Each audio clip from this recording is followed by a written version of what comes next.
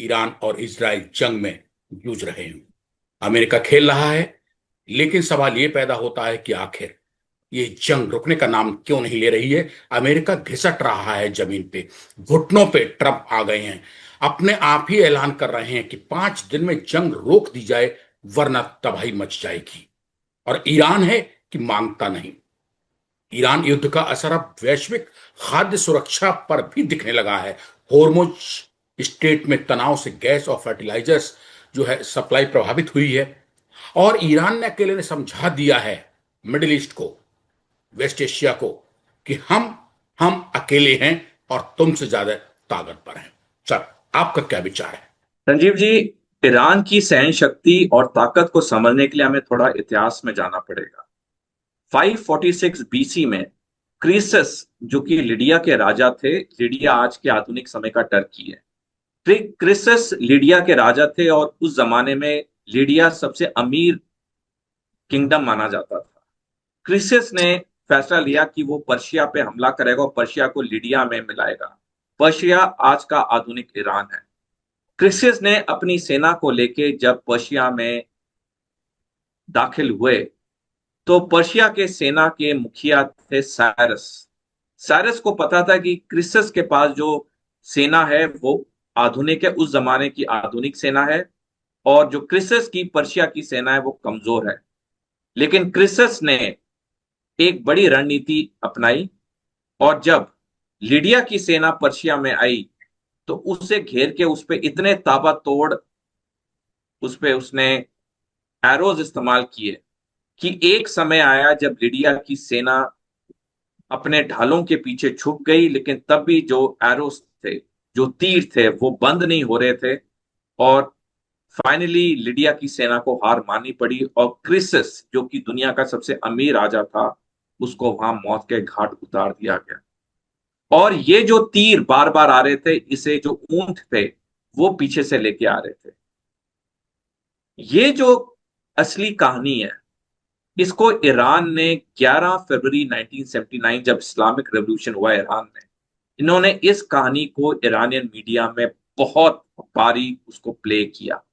क्योंकि ईरान के सत्ताधारी को 11 फरवरी 1979 से पता था, जब इस्लामिक रेवोल्यूशन हुआ, वो एक दिन जरूर आएगा जब ईरान पे अमेरिका और इसराइल पूर्ण युद्ध करेंगे। उन्होंने 47 साल से अपने देश के नागरिकों की इस कहानी के जरिए पूरी तैयारी की। जमीन पे भी इन्होंने वही किया जो पहले हुआ था। इन्होंने तब तीर इस्तेमाल हुए थे, अब उन्होंने ड्रोन्स और मिसाइलें इस्तेमाल की, और कैसे दुनिया की दो शक्तिशाली सेनाएं, अमेरिका और इसराइल, को उन्होंने मात दे दी है।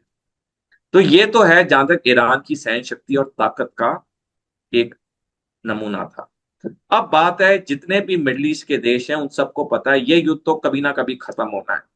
जिस दिन ये युद्ध खत्म होगा, ईरान क्षेत्रीय शक्ति बन के उभरेगा।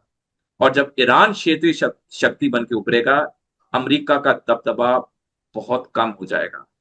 इसीलिए मिडल ईस्ट के कई देश, सऊदी अरेबिया, मिलके अमेरिका को बार बार प्रोत्साहित करें कि ईरान की में सत्ता परिवर्तन करो। क्योंकि उन्हें पता है ये युद्ध तो बहुत जल्द खत्म होना है, और उसके बाद अब उन देशों की शामत आएगी जो अमेरिका के साथ खड़े हुए थे इस युद्ध में। बल्कि कल ही ईरान के विदेश मंत्री ने बयान दिया है कि अगर अमेरिका ग्राउंड इन्वेजन या जमीनी हमला ईरान पे करता है और कोई भी हमारा पड़ोसी मुल्क उसकी मदद करता है, हम उस पड़ोसी मुल्क पे कब्जा कर लेंगे। तो जहां तक आपके प्रश्न का सवाल है, ईरान तो इस जंग के बाद क्षेत्रीय युद्ध बन के निकलेगा। मिडल ईस्ट के देशों को ईरान की ताकत माननी पड़ेगी, अमेरिका का दबदबा बहुत कम हो जाएगा।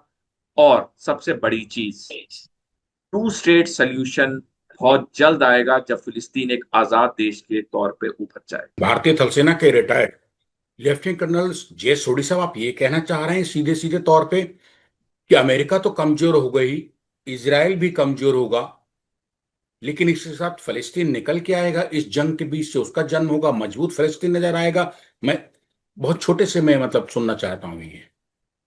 बिल्कुल, बिल्कुल, हाँ, मेरा यही आंकलन था। कल ही इसराइल के सेना की चीफ ऑफ स्टाफ, जैसे हमारे चीफ ऑफ डिफेंस स्टाफ होते हैं, उनके चीफ ऑफ स्टाफ होते हैं, उन्होंने बयान दिया है अपने कैबिनेट मीटिंग में, जहां उन्हें बुलाया गया था, कि इजराइल की सेना अंदर से टूटने लगी है, हम पे इतना दबाव है, हमने इतने अपने पैर फैला रही है, दुश्मन हम पे इतने हमले कर रहा है। जब इजराइल के सेना के मुखिया ने अपने मंत्रियों को इतला कर दिया है कि अब इजरायली सेना टूट रही है, हम समझ सकते हैं इजराइल का क्या हाल हो रहा है। तो इजराइल बहुत कमजोर हो जाएगा, क्योंकि अमेरिका अब इजराइल से दूरी बनाना शुरू कर देगा। एक मिनट और चाहूंगा। जब डोनाल्ड ट्रंप 5 नवंबर 2024 को राष्ट्रपति चुनाव जीते अमेरिका का, 58% अमेरिकी नागरिकों ने उनके लिए वोट किया था। 2 दिन पहले का जो ओपिनियन पोल आया, सिर्फ 13.4% अमेरिकी नागरिक उनके साथ है। यानी कि अधिकतम अमेरिकी नागरिक अब कह रहे हैं कि हम इसराइल के लिए क्यों युद्ध लड़ रहे हैं। तो इस युद्ध के बाद एक और चीज निश्चित है, अमेरिका का इसराइल से जो पूरा एक छतरी बनी हुई थी, प्रोटेक्शन अम्ब्रेला बना हुआ था, वो अब बहुत कम हो जाएगा। तो इसराइल बहुत कमजोर होकर रह जाएगा इस युद्ध के बाद।